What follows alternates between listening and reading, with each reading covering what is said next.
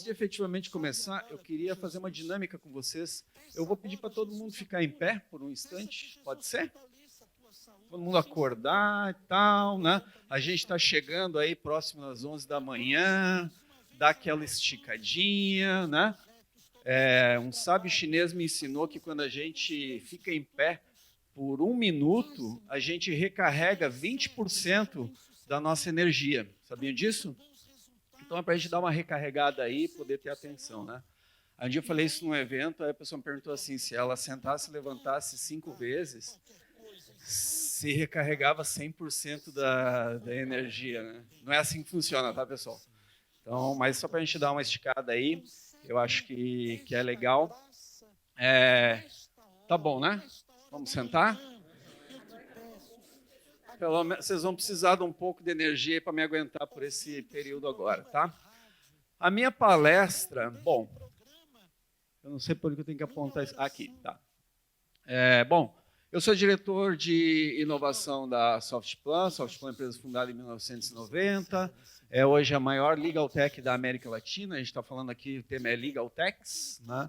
É a única legal tech no ranking das mais influentes do mundo pela Planet Compliance. Então, a única legal tech brasileira nesse ranking.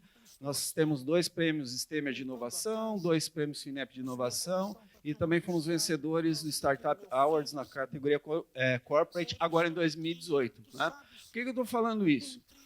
Para ficar jogando confete em mim mesmo? Né? Ou para satisfazer meus fetiches do meu ego, talvez? Né?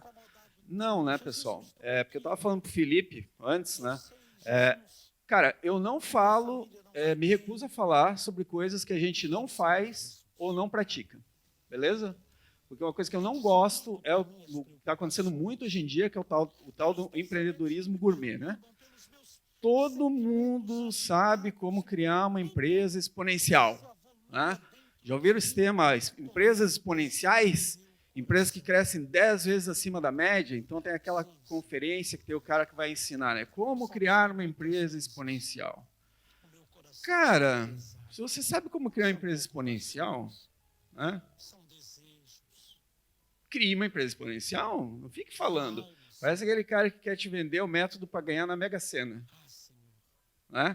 Cara, se você sabe ganhar na Mega Sena, por que você não vai lá e ganha na Mega Sena? Em vez de ficar tentando me vender um método aqui. Não é isso? E, cara, eu acho muito engraçado que, por exemplo, hoje a gente já tem uma infinidade de especialistas em LGPD. Cara, como pode isso? Vocês me expliquem? Tem milhões de especialistas já em LGPD. Né? Às vezes as pessoas me convidam para falar sobre LGPD e eu me recuso. Eu me recuso. Porque a gente ainda não atravessou isso, sabe? A gente não atravessou isso. É óbvio que a gente tem especialistas no Brasil que podem falar com propriedade sobre isso. Tivemos ontem aqui, né, Patrícia Peck, doutora Maiara, outro nível. Com certeza estão habilitadas, credenciadas para falar. Mas eu fico impressionado, né, com a quantidade de experts que a gente já tem, né, de uma hora para outra, assim, em LGPD. Né? É um prodígio, né? E eu não entendo realmente, porque a gente ainda nem tem autoridade, né, as coisas não estão ainda totalmente sedimentadas, está todo mundo tentando entender isso, e a gente já tem 1 milhão de especialistas aí. Duvidem, tá? Duvidem um pouco que faz bem.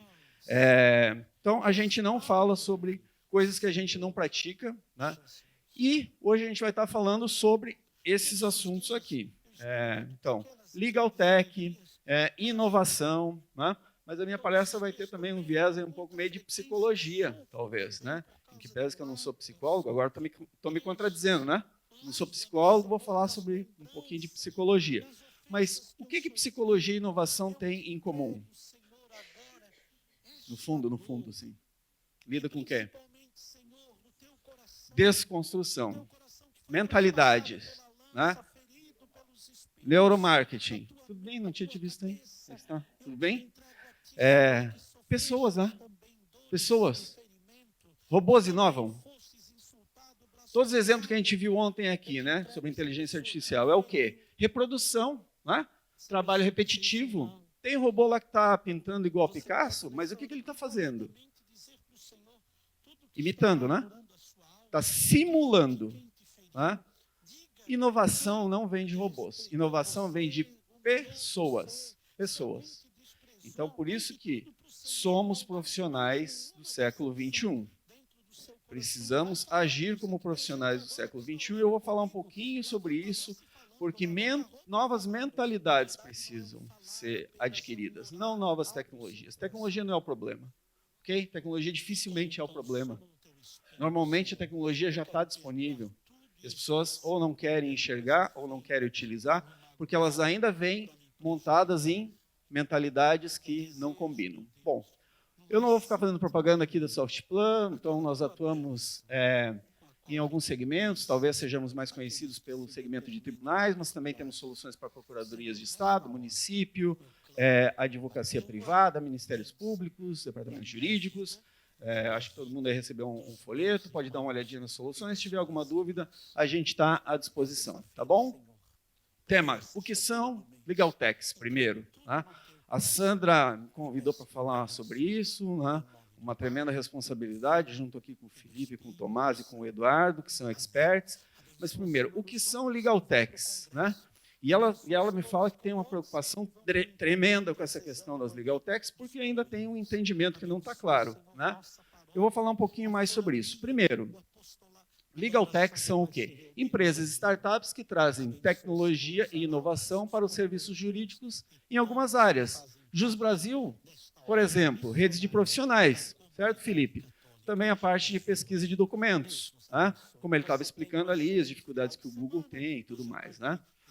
E presta um serviço super relevante para a sociedade.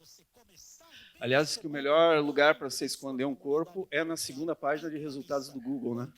Porque lá ninguém olha, né? Todo mundo olha a primeira e se não está ali, então não existe, né? Então, se tiver um corpo um dia para esconder, esconde na segunda página do Google lá que ninguém vai ver, tá? Automação de documentos, né, como a gente viu. Tem documentos aí que, né, são repetitivos. Cara, não precisa ficar fazendo aquilo manualmente, né? Ser humano, vamos automatizar isso. Analytics e jurimetria, Softplan tem uma solução para isso, Convex, então, né, te coloca no cockpit aí com dados, fatos, números, você não precisa mais estar usando, né, feeling, intuição. Eu vou falar um pouquinho mais sobre isso também. Acordos online, o Felipe deu um exemplo ali agora há pouco, né, falando sobre isso, que, né, realmente é uma área que vem crescendo muito, a gente tem que estar atento para isso. Software de gestão de escritórios e departamentos jurídicos, dados de andamentos, publicações, né, o exemplo que o Tomás deu ali também, né, da Digesto. Então, esses são alguns exemplos de serviços que as Legal Techs trazem para potencializar a advocacia, não para acabar com a advocacia, né? Mas eu sei que tem aí um debate, que tem algumas Legal Techs que parece que passam um pouco do ponto e começam a agir e atuar indevidamente, né? Mas eu diria que são, primeiro, a exceção, e o que eu falei para a Sandra, que eu acho que, na minha opinião, essas empresas não são Legal Techs, são Illegal Techs. Concorda, Sandra? Então, essas realmente a gente tem que coibir, a OAB tem que se manifestar e tudo mais. Mas a gente está com foco aqui nas Legal Techs, empresas que trazem soluções para potencializar a profissão, para fazer com que os escritórios, os departamentos jurídicos sejam mais produtivos, ganhem mais clientes, tenham mais resultados, economia, melhorem suas receitas, produzam mais e tenham resultados de maior qualidade, enfim, eficiência. Eficiência é a palavra, ok?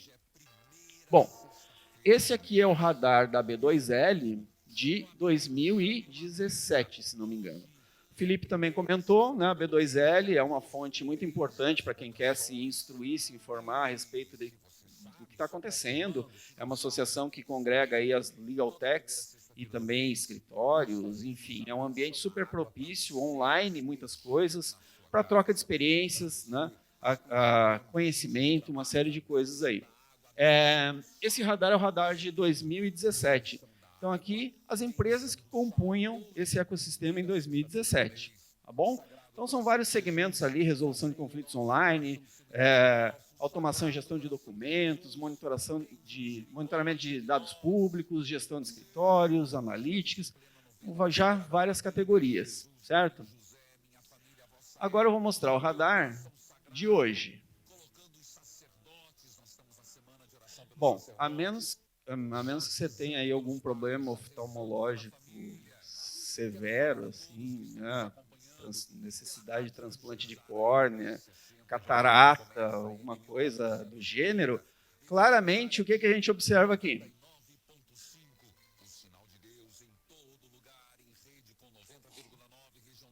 Diminuiu? Quem acha que diminuiu? Quem acha que diminuiu? Ninguém, beleza. Um grande crescimento, né, pessoal? Um grande incremento disso. Então, com certeza, uma área em aceleração, um movimento sem volta, que não é exclusivo do Brasil. Não é exclusivo do Brasil. É um movimento que vem acontecendo no mundo inteiro. Nós já tivemos aí algumas edições do Global Legal Hackathon, por exemplo, né? Mais de 10 mil pessoas envolvidas, 24 países, desenvolvendo soluções de tecnologia para ajudar a prestar melhores serviços jurídicos no mundo. Então, essas iniciativas só têm crescido, o aumento de soluções tecnológicas só tem se fortalecido. É importante todo mundo estar acompanhando isso. E também a presença, né, de escritórios de advocacia. Aquela parte de early stage ali é o que é o nascedouro, né? São as empresas que estão no estágio mais embrionário possível. São aquelas que ainda estão tentando validar seu conceito, a sua inovação, estão tentando se firmar no mercado. Tá? Richard Susskind, parece ser uma unanimidade aqui, né? Foi citado, acho que por todo mundo na banca. Ninguém combinou nada com ninguém aqui, né?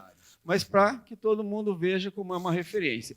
Se você, advogado, não conhece os trabalhos do professor Susskind, você já tem uma tarefa para o final de semana. Beleza? Anota aí, você dá uma olhada nisso. Ele tem alguns livros publicados, né, várias previsões, como o Felipe também comentou, que se concretizaram, algumas não, mas ainda, quem sabe, se concretizarão. E ele continua trabalhando e produzindo muito, né? Muito.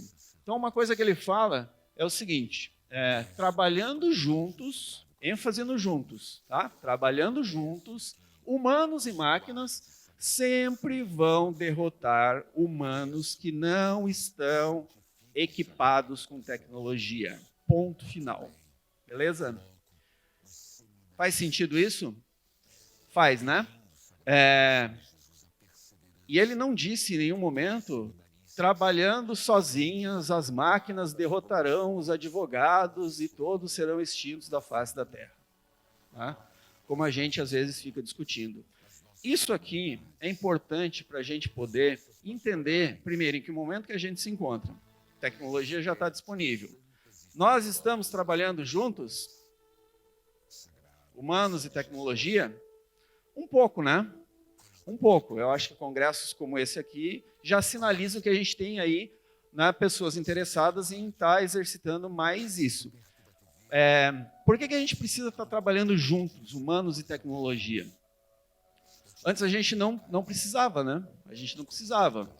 Nosso pai lá, sei lá, nosso avô, né, o nosso sócio que já tinha escritório, ele não precisava disso. Mas como que era o processo? Era físico ou era digital? Era físico? Era físico. Então a gente, né, pasta embaixo do braço, né, balcão do tribunal, carimbo e por aí vai.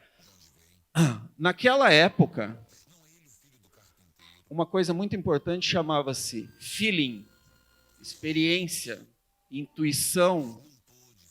Por quê? Nós não tínhamos o quê? Alguém falou? Dados.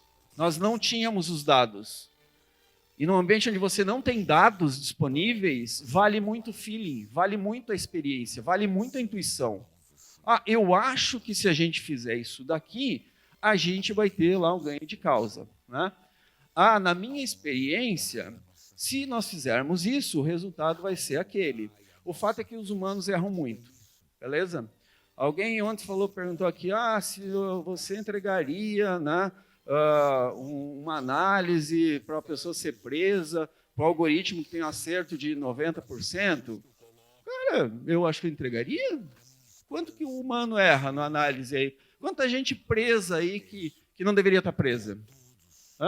Qual é a taxa de acerto do humano? Acho que essa é a pergunta que a gente tem que fazer. Essa é a pergunta que a gente tem que fazer. Eu gosto muito de estatística, gosto muito desses estudos. E quando você tem dados, né? Primeiro, né? Se você não tem dados, você é apenas uma pessoa com uma opinião, certo? Se você não tem dados, você é só uma pessoa com uma opinião. Hoje em dia a gente já tem dados para muita coisa. O Jus Brasil tem toneladas de dados ali, Digesto tem toneladas de dados, Softplan tem toneladas de dados. A gente não precisa ficar intuindo, achando e sofrendo. Né? Será que eu vou ter ganho de causa lá? Cara, os dados estão disponíveis. Como que será que o advogado da parte opositora vai agir? Eu já tenho histórico de atuação do advogado da parte opositora. Eu já posso saber como que ele vai agir. Já posso me preparar antes. Não sei se alguém aqui conhece o Abraham Wald, que ele liderava. Eu gosto muito dessa história, vou contar rapidamente uma história aqui de estatística. Né? Abraham Wald ele liderava o grupo de estatística na Segunda Guerra Mundial, que era um grupo dos aliados. Então, uma das missões que eles tinham era analisar as marcas de tiro que os nazistas disparavam contra os aviões dos aliados. Então, quando os aviões voltavam das missões, esse grupo fazia uma análise de onde que os tiros pegavam, onde que os tiros mais atingiam as aeronaves. Para quê? Para que eles pudessem fazer um reforço das aeronaves, reforçar a fuselagem. Né?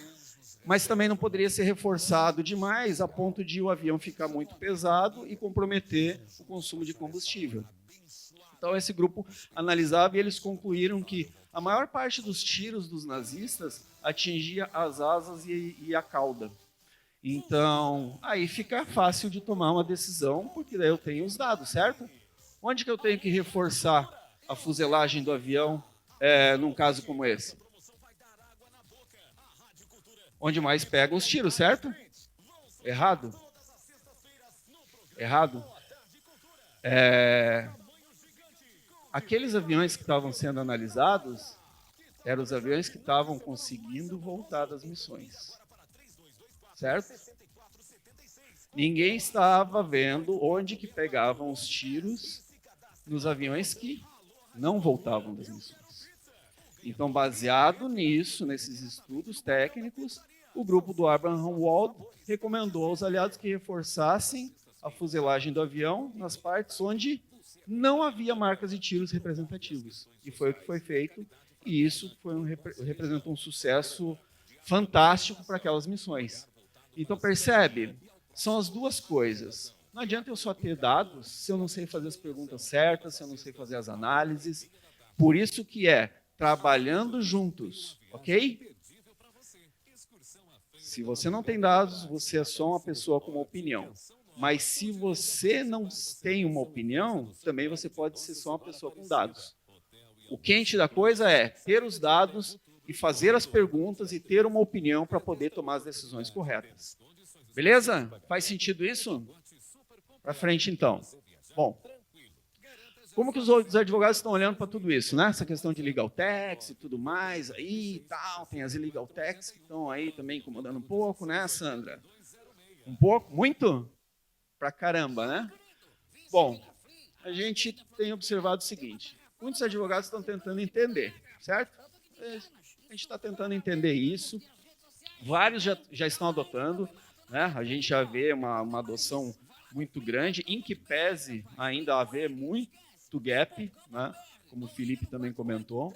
Alguns ainda estão observando, né? Pô, estou tentando entender o que está acontecendo aí e tal, pô, parece que está sendo importante, né?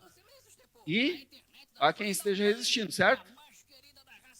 Galera que não está no Congresso, né? Cara que não vieram. Mas isso não é diferente de todo o movimento que acontece quando inovações chegam ao mercado, tá, pessoal?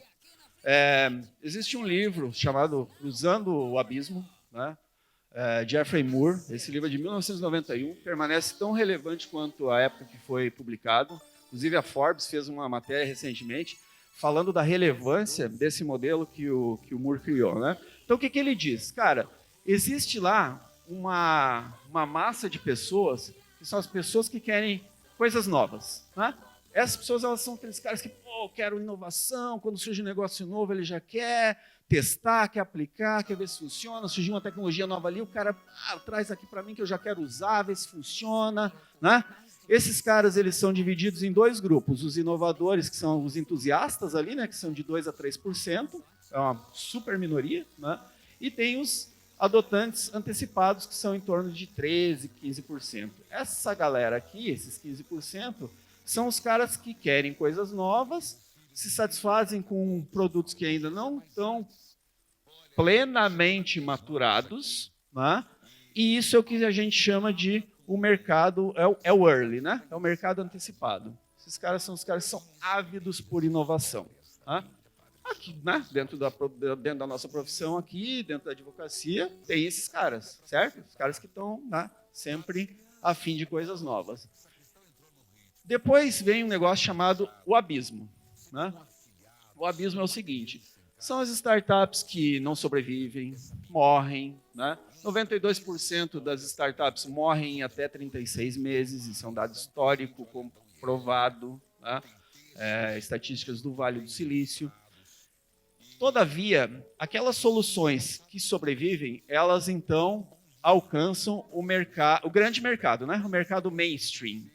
E aqui tem, então, uma grande população de adotantes, a maioria inicial adotante, que são aquelas pessoas mais pragmáticas, são mais pragmáticos, mas eles, né, a partir do momento que passou aqui do abismo, eles aí se voluntariam e começam a adotar essas tecnologias. Tem a maioria tardia, cerca de 1/3, que são os conservadores, e tem os laggards, né? Que uma vez um estagiário foi traduzir esse gráfico para mim e traduziu como lagartos. Né? Então tem os lagartos lá no final. Né? Tem os retardatários. Né? Os retardatários que são os caras céticos. Então essa turma toda aqui, que é o grande mercado, eles querem soluções completas, maduras, né, e conveniência. Alguns nem querem, né? Os lagartos ali eles nunca querem. Né? Faz sentido isso aqui, pessoal? Aí pergunte-se para você mesmo, agora olhando no espelho. Né? Onde eu estou? Será que eu sou um lagarto?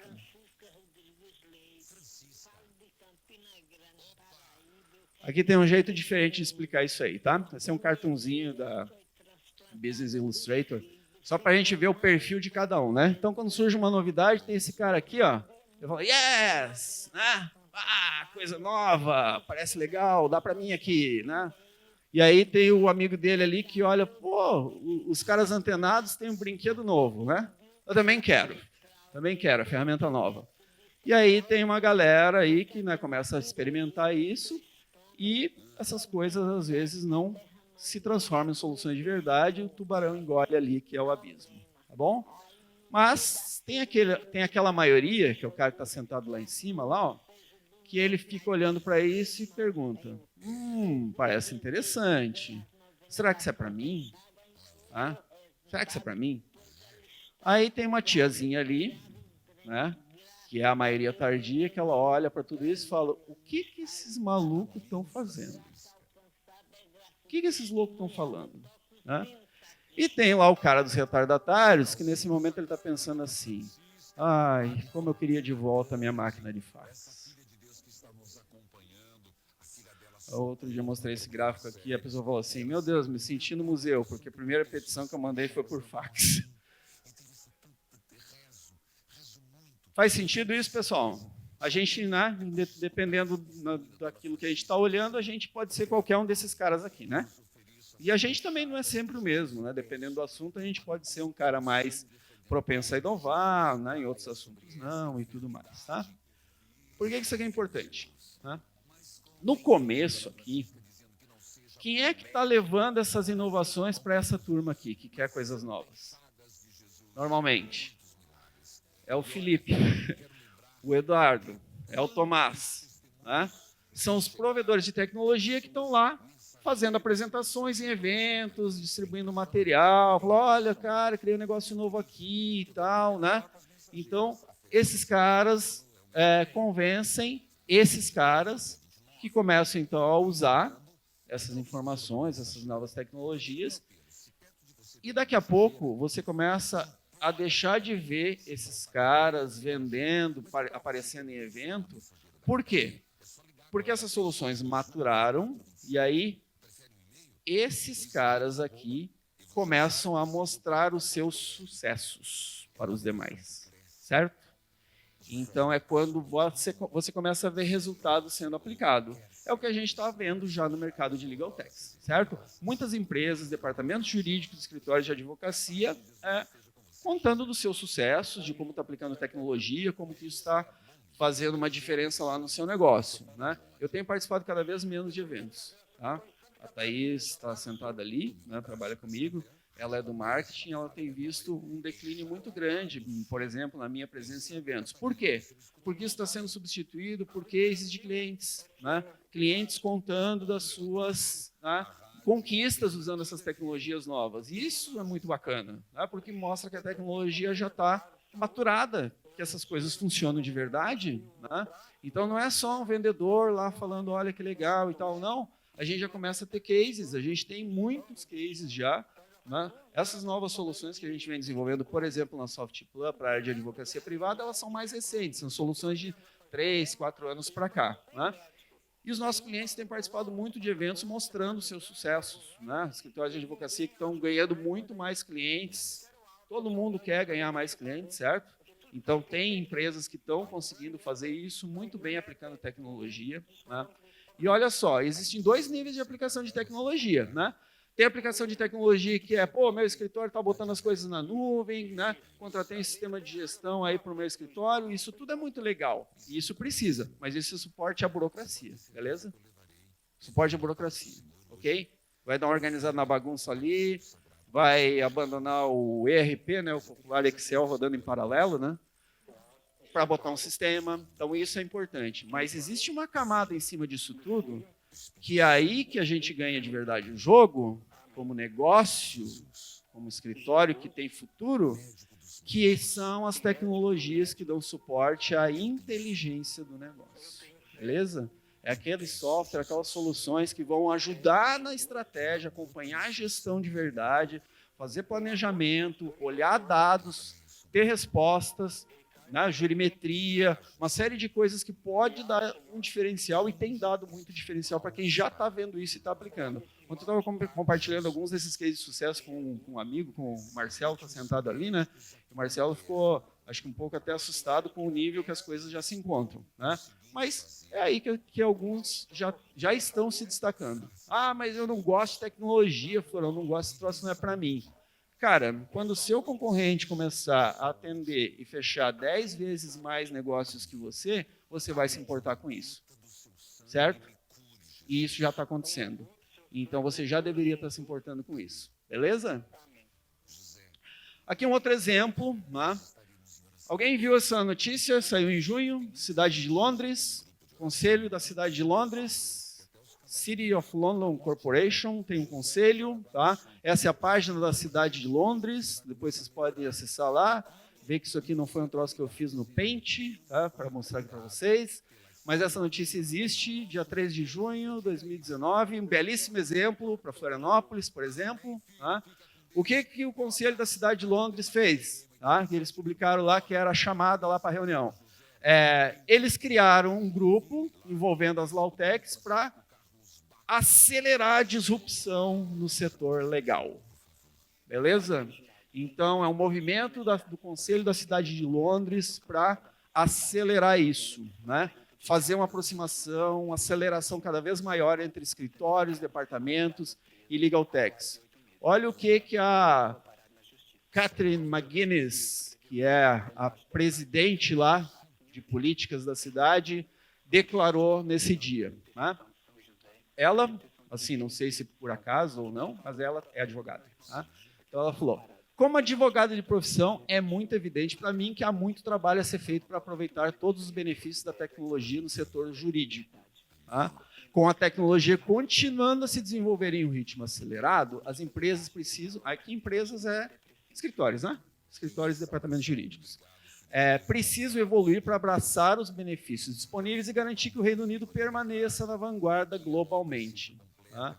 Afinal, como líder mundial em serviços jurídicos, é justo que estejamos na vanguarda dessa evolução da lei. Espero que este sounding board forneça uma plataforma para a forma como conseguiremos isso. Tá? Nos últimos 6 anos, mais de 90 startups e low-techs da Europa receberam investimentos no total de 306 milhões de libras, com quase metade disso no Reino Unido. Tá? Olha que belo exemplo para a Floripa, para a OAB de Santa Catarina, né, para a Prefeitura Municipal, para a CAT, né? De repente se juntar aí e encampar um movimento semelhante, como algumas outras regiões do mundo, a exemplo dessa, já estão fazendo também. Ok? Então, por que eu estou mostrando isso aqui? Não é um movimento brasileiro, essa questão de tecnologia no direito. É um movimento global. Beleza? Quando eu abri aqui a minha fala, eu comentei que nós somos profissionais do século XXI, certo? Não somos profissionais do século XX. Certo? Certo ou errado? Acho que não, hein?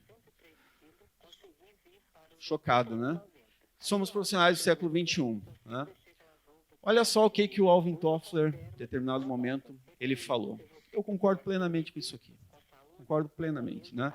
O analfabeto do século XXI não é aquele que não sabe ler e escrever. É aquele que não consegue aprender, desaprender e reaprender.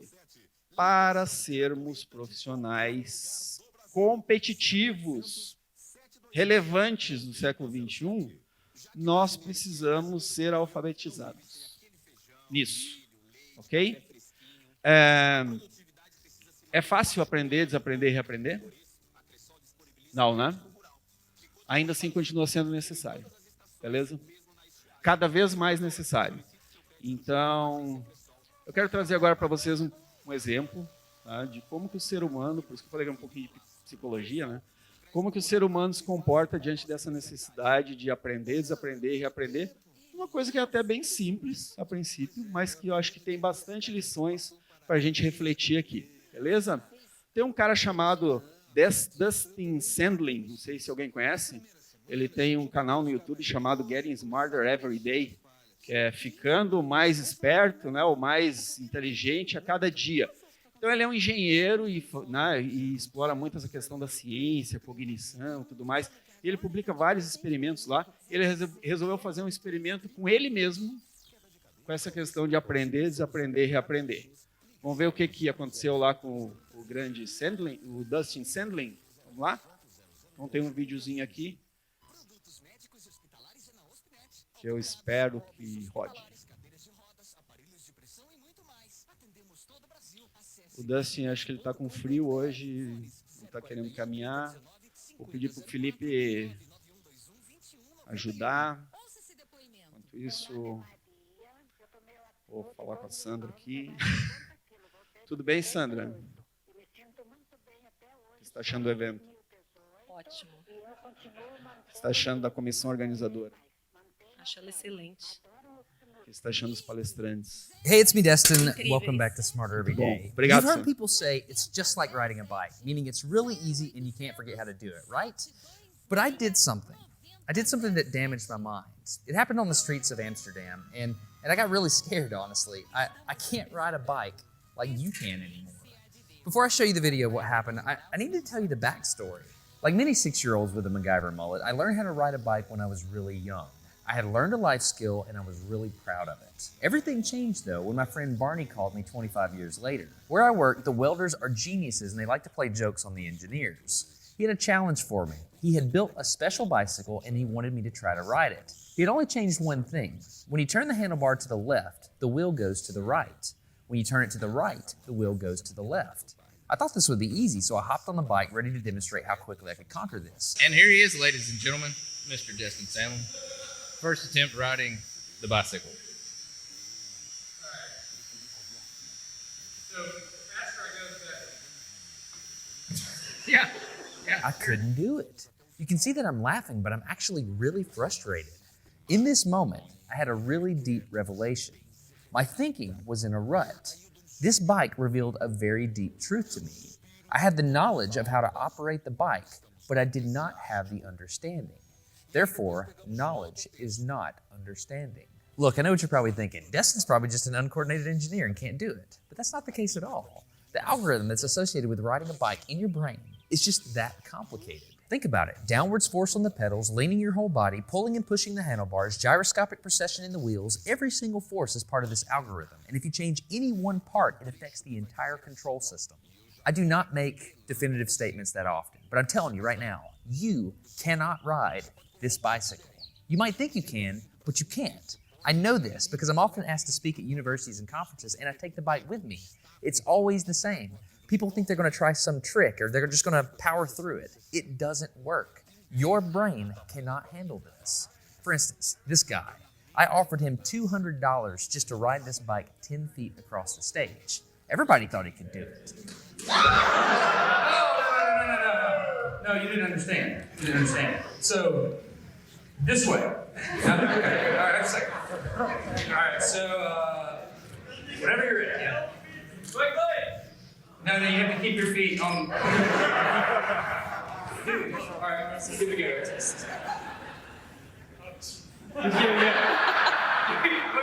Wait. Like, you gotta start rolling at least. And go. Oh, no! All right, back up. Okay. Keep your feet on the pedal. Go.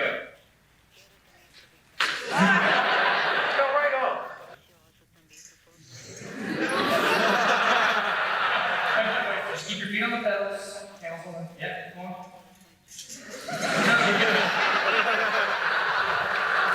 One more time. Once you have a rigid way of thinking in your head, sometimes you cannot change that, even if you want to.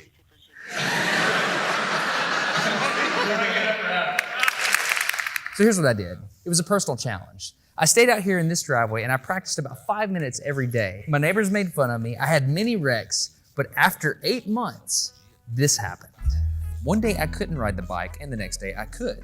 It was like I could feel some kind of pathway in my brain that was now unlocked.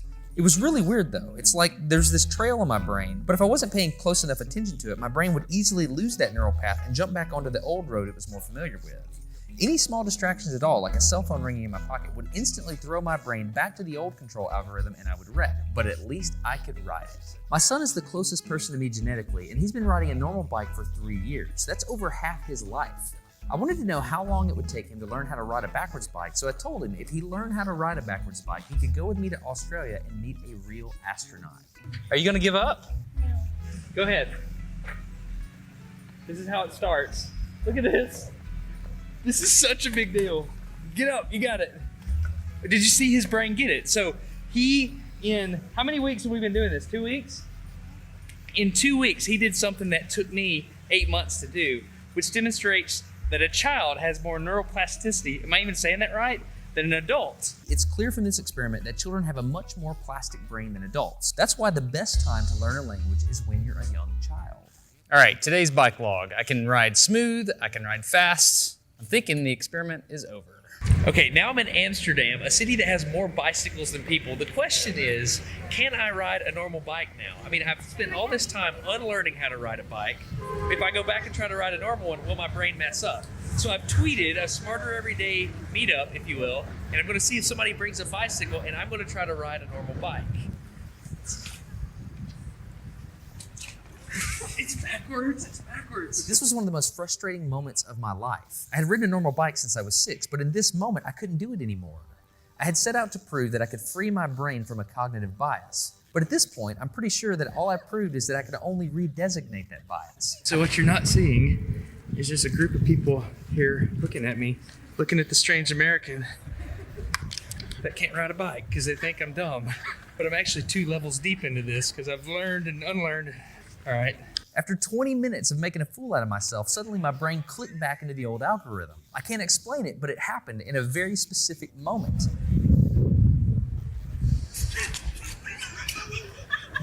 I got it. I'm back. Oh, it clicked. Hold on, it clicked. I got it. Okay, there it is. There was the moment. Okay, I can ride a bike. I tried to explain this to the people around me, and they just didn't get it. They thought I was faking the previous 20 minutes, and I couldn't get anybody to believe me. That looked like I faked that, didn't it? Yeah. Just a face. You think I'm faking? You don't move. It was so weird. You were like, You think I'm lying, don't you? I'm not lying. I felt like the only person on the planet who had ever unlearned how to ride a bike, and I couldn't articulate it to anyone because everybody just knew that you can't forget how to ride a bike.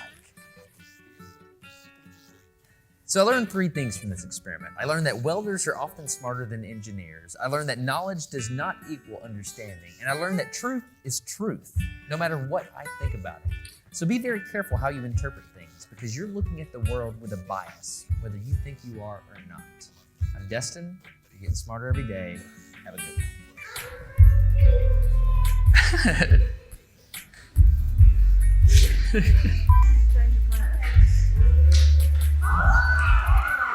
Everything's wrong. Instinctive reaction's wrong. Why don't you write it? You just build it? I can't write it. I just build it.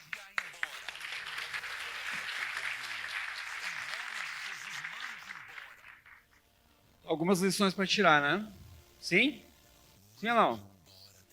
Cleorbit, os caras mais conceituados em cibersegurança do país.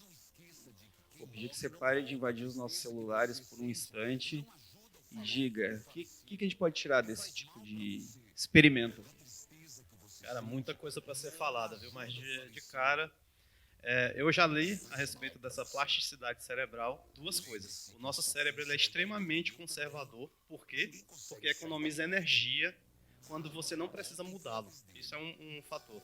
E segundo, isso é comprovado, quanto mais a gente repete algo, mais fortalece as teias neurais que levam à repetição. Então, por isso a dificuldade dele de reconstruir as teias neurais em outro sentido. Isso é o quê? Isso é disrupção, só que em nível cerebral, né? Perfeito. Pode continuar invadindo nossos celulares agora. Tá? Quem mais, pessoal? O que a gente pode tirar disso? Thaís? Não? Bom, eu vou usar um exemplo muito simples, na verdade, que é o exemplo do filho dele, né? Eu tenho uma criança em casa, então eu percebo essa plasticidade todos os dias. E eu diria que às vezes a gente precisa ver o mundo como uma criança vê, para realizar essa disrupção, porque tem um vídeo também, se o pessoal quiser assistir, procurar no Google, diz que as crianças são as melhores cientistas que existem, né? Então eu acho que também a gente pode aprender, porque elas hoje estão vindo nesse mundo digital. Então às vezes elas ensinam muito mais a gente que a gente nem percebe. Muito bem. Manda um abraço pro seu chefe lá, que é um cara muito legal. Elas trabalham para mim, tá?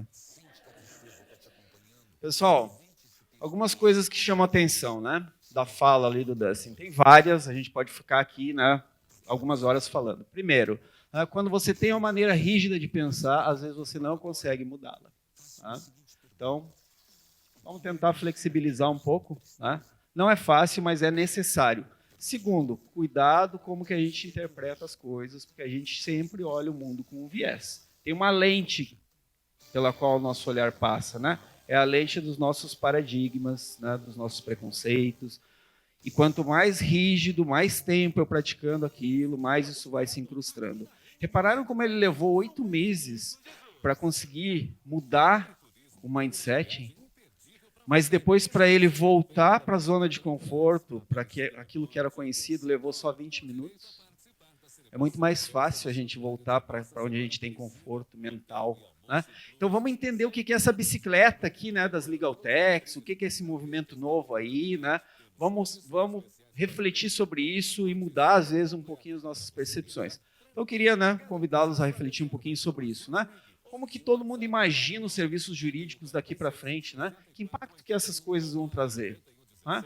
Vamos pensar um pouquinho sobre isso, vamos refletir aqui durante o final de semana, lá no Happy Hour. É importante a gente estar discutindo isso, é importante eventos como esse. Né? Pergunta de novo para o espelho, né? O que cada um de nós está aprendendo, desaprendendo, reaprendendo para continuar relevante nesse novo cenário? Né? E aquela última pergunta ali, né? Você será relevante nesse novo cenário? E eu não estou fazendo pergunta, você é advogado de forma genérica, né? Você lá com o seu negócio do jeito que ele está hoje, você será relevante para aquele negócio nesse novo momento? Eu acho que eu estou fazendo as perguntas para as pessoas erradas, porque eu queria parabenizar todo mundo que está aqui, porque está dedicando tempo aqui no Congresso para aprender, desaprender e reaprender. Então, eu Quero parabenizar todo mundo que está aqui, porque já está dando grande passo só de estar presente aqui, debatendo. E também quero agradecer pra caramba que vocês estão me fazendo aprender, desaprender e reaprender muita coisa aqui nesses 2 dias. Obrigado a todos.